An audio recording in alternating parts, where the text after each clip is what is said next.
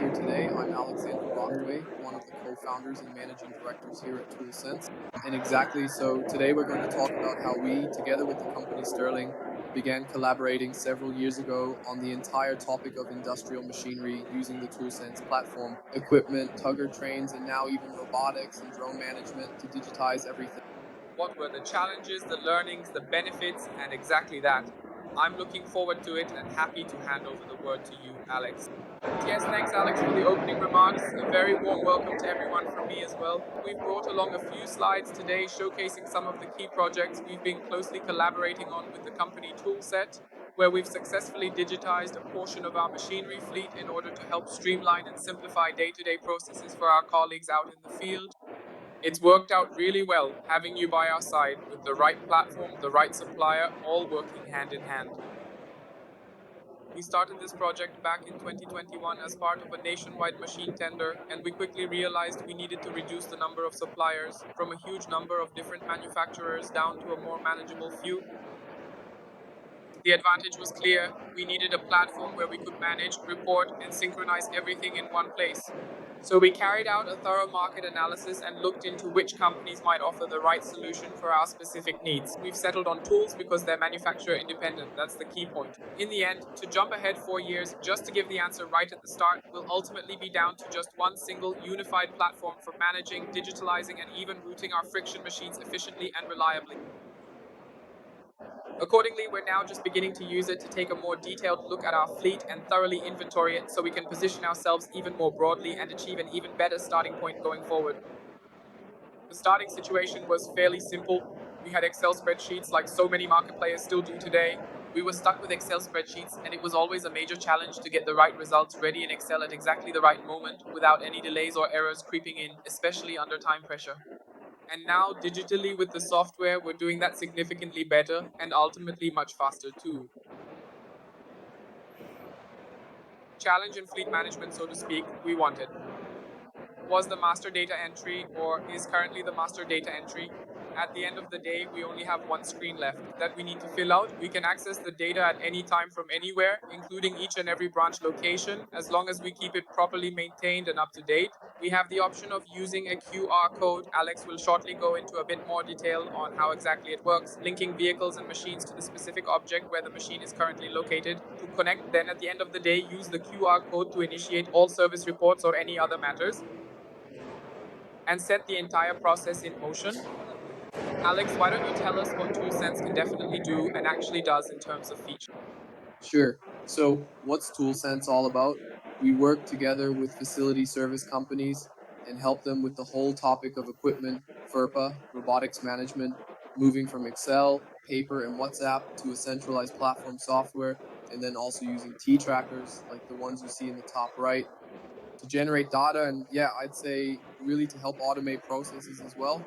We also have interfaces like the one used here at Hako and also with other manufacturers such as Kerker and Husky, meaning also, or for example, Miele, which are also a topic like washing machines. So if there are such systems, IoT systems, you can integrate everything into one platform, and exactly processes are digitized as well.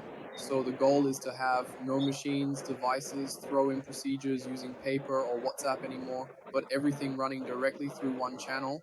From the damage report by the cleaning staff, they can just scan the QR code, no app, no login required, and if the phone is set to Turkish or Serbo-Croatian, it'll display in that language. And once it's been translated back, it must be forwarded directly and immediately to the supplier. That way, we can go ahead and reduce it accordingly on the Foundation's website. That was the theory, that was the idea back 4 years ago, and that's how it had been developed further. But I didn't come up with it entirely on my own, but I tried to oversee the process from a higher level and then link it appropriately with my team. I brought along my colleague Patrick, who's head of application technology at Stölting, since in the end, he and his team might actually be the ones implementing it out in the field. So perhaps you could say how it really works out there in the field in practice. So the huge advantage is definitely that not only at the higher levels where we have to work with it, but also the actual user, the employee on site, works directly with VisSense right from the start. By scanning the QR code, we then have upstream return trips, which means we always have reliable and qualified information readily available exactly when a repair is actually required, ensuring nothing gets overlooked. we simply have qualified information at our disposal. The big advantage is that we can easily check where exactly our machines are located. Are all of them being used, or are some just sitting idle? And if these machines aren't being used, why is that? Are there machines that are just sitting there unused because no one has the slightest clue how to operate them properly? Or do we have machines in use where we realize this might actually be the wrong one? Maybe we need to adjust something. And that's simply helpful because we're doing it right in real time. You can automate it, you can check, and then say, okay, great, now I've had another 20 machines this year, or 20 machines in total, weren't even in use. Then I can check, for example, what's going on there. Or also, and this keeps coming up as a major issue time and again, we all know it, especially when you're out and about in schools, when you're visiting schools in summer, then the machines aren't in use. It's happened quite often. We come back after the holidays and discover the machines don't work because the batteries have drained too low. And there too, we can proactively check, for example, what machines do we actually have, where are they deployed, on which objects, and when did they last run. And then we can say 3 weeks, 2 weeks before the holidays are over, just go there and check it out because it hasn't run, for example, or just bring the cable along depending on the machine's age. With newer models, it's not an issue at all. The rule is charges handle themselves automatically, especially newer models. But with older machines, that's exactly where software comes in handy, making it possible to manage things pretty efficiently and reliably. The next slide covers external partners. Now, a key part of the overall setup between the digital platform and us as service providers is, of course, our supplier, who plays an essential role in this collaboration. We've brought along a prime example for you today for Morocco, who's also present here with us in the room. The process is actually more or less autonomous. From the moment a machine is ordered all the way through to delivery. To the machine's entire life cycle, everything runs hand in hand. That means HAKO in this case already has the code, has the module installed exactly as it should be by the end of the day. So to speak, there's absolutely no need for anyone to handle the machine beforehand. Once it arrives on site and as of date XY, it's hooted, and only then are our colleagues fully ready and good to go for service. Order spare parts and so on at the end of the day via the QR code. The approval process is over there in the back. For certain processes, we'll definitely need specific approval stages, and those are something we can securely store with you. We can set that up ourselves exactly how we need it in the end. We can create and configure this user on our own, so we won't ever need to pick up a piece of paper or deal with another single email for this again. Everything's handled digitally. This is actually the karate example of how we manage and keep all 600 machines running smoothly throughout their entire delivery phase and right through to end of life, so to speak. Yeah, absolutely key. Reporting results and efficiency gains. We ran an example here too, so feel free to chime in and tap into the high savings potential, because in the end we realized that due to low machine runtime, or even just from checking when exactly the machine was running, does the machine even match the right object at all?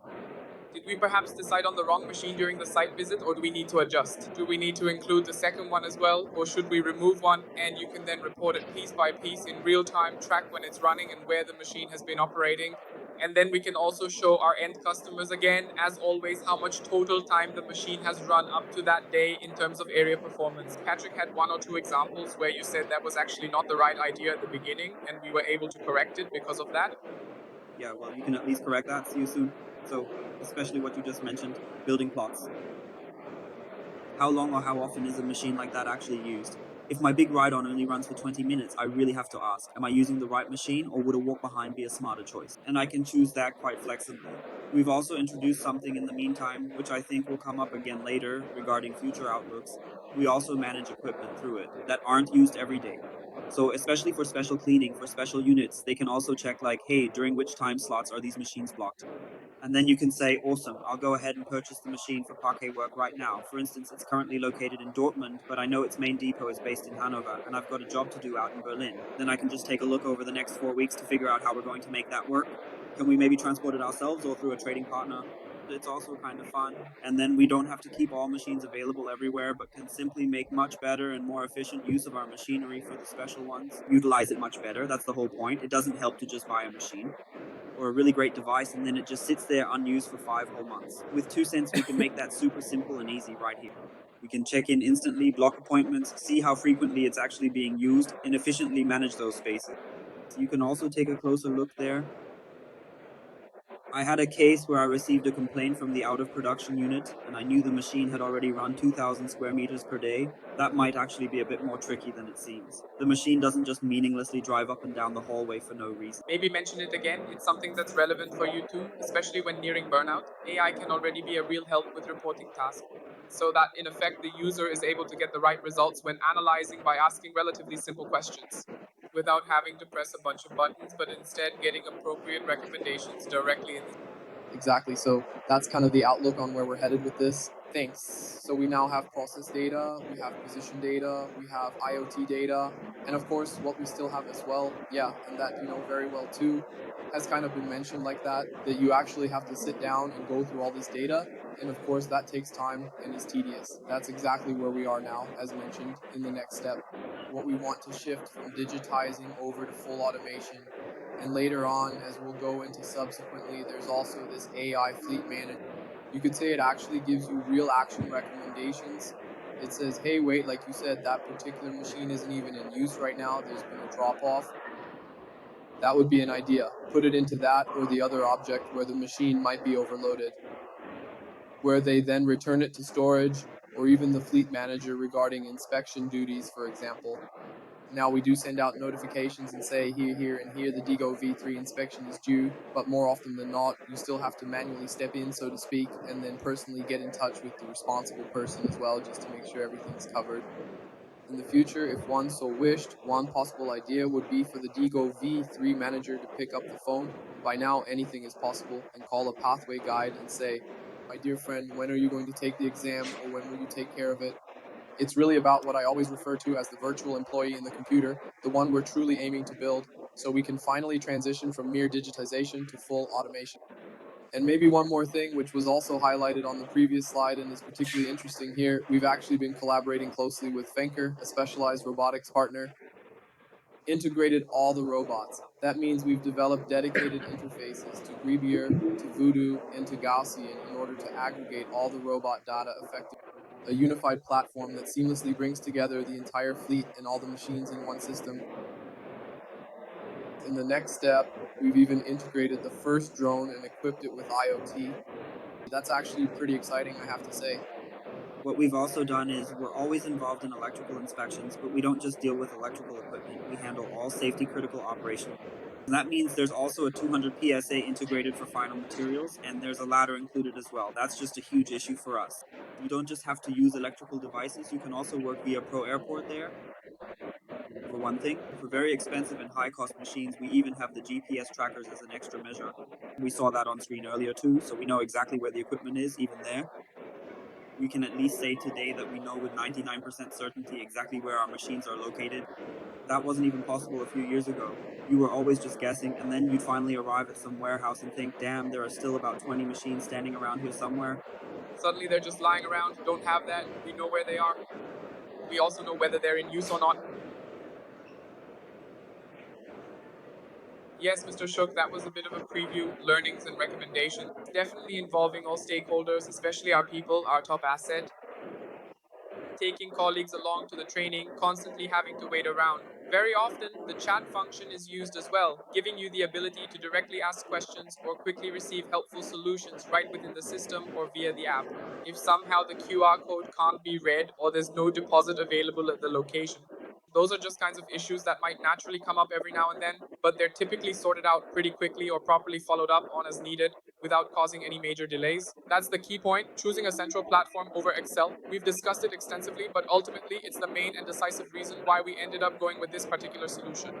Connecting all stakeholders and ensuring broad applicability, we've already mentioned it. We've now successfully launched our first drone into operation.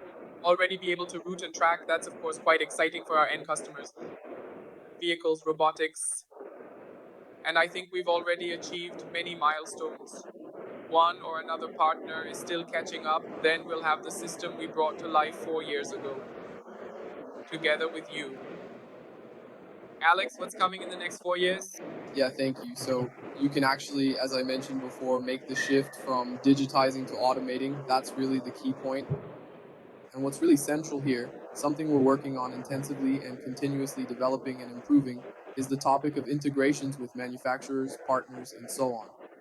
That's actually the key point because I believe what we'll see in the coming years is that every single cleaning machine, starting from IMOC size and above, will become fully networked and connected. It'll just be standard. That's already true for you, isn't it? Every single machine that comes out will have tracking built right in, and once again, it'll be all about window lifters. And it's also important that you offer an affordable or even free option so all the data comes together in one system and you don't force people to prove, oh, now you have to show your hardware integrations and then further down the line, even deeper and more seamless integrations as well. That's what really matters in the long run. In AI, tools are steadily evolving into an intelligent fleet manager that ensures complete digitization and highly efficient operational deployment, effectively minimizing or fully automating manual tasks to enhance productivity, reliability, and consistency across all workflows and processes in real time. Sustainability is also an important point. Beyond CO2 and so on, of course, including reports across the entire fleet and robotics. That's also another really important topic for us. And then, of course, a lot comes from practice, things we need to improve, things we need to address, issues that arise. We're very grateful for that too. Yeah, that's actually another really important thing. We could really use a partner for that sometimes. We're always talking more about digitalization and all kinds of devices. Even something like the vacuum cleaner now come with all sorts of things. Pull my finger, IoT devices, stuff that's constantly uploading information. And with ToolSense, you definitely have a partner who'll program it right away, even if there isn't a standard interface available yet. And that doesn't take 5 years, it'll be taken care of within 3 to 4 weeks. And that's something extremely crucial, especially when we're talking about the topic of Flop Manager and particularly AI Flop Manager. You really need a partner who's simply flexible and adaptable. And you have to do that for 8 years, and I know it's often not the case. We need flexibility. We're in digitalization, we have to embrace principles and can't just keep handing down our old shoes. Yeah, well, I don't know, things like Q&A, questions, answers, or just general feedback. We're always happy to assist if anything comes up or if you have any questions at all. Otherwise, I hope and I think we've managed to bring the topic a bit closer and share some real life insights showing that it really does work and that I think we can confidently look ahead to a bright and positive future. Oh, thank you.